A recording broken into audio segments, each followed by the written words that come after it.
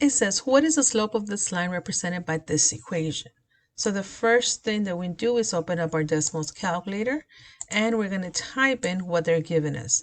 So we have 5x minus 12y equals 24. As you can see here, it's going to give us an exclamation mark, meaning that you need to solve for y.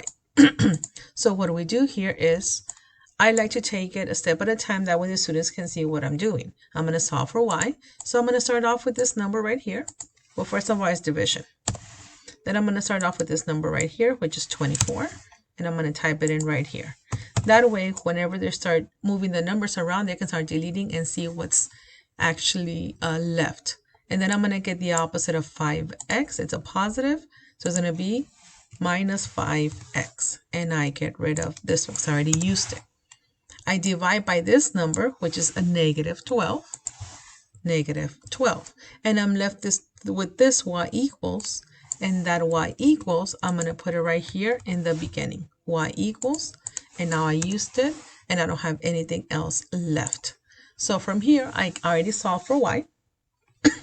And if I click on the line, it's going to give me 2 points that are right here. I'm going to be using those 2 points because if I click on number 2, I'm going to add a table.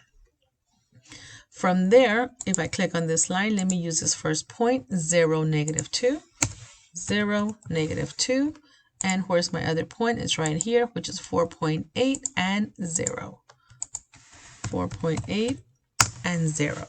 From there, I do the same thing as the previous problem, which I'm going to be using y equals mx plus b.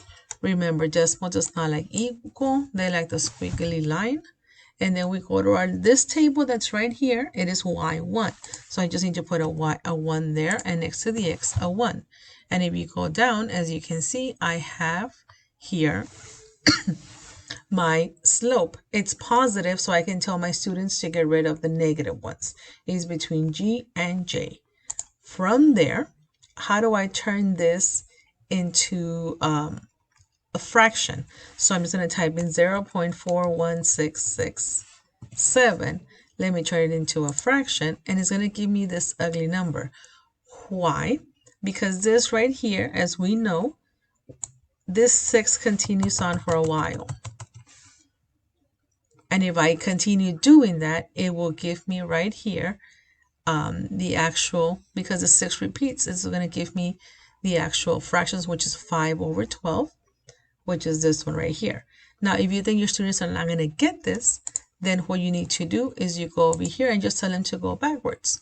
Well, what is 24 divided by 5? So just put 24 divided by 5. And you know what is 4.8? It doesn't match that one. So it is not that one. How about 5 over 12? So 5 divided by 12, 0.41. Yeah, it kind of matches. And that is your answer right there. So you can choose to show them whichever way that you want. So the answer on this one, it is J.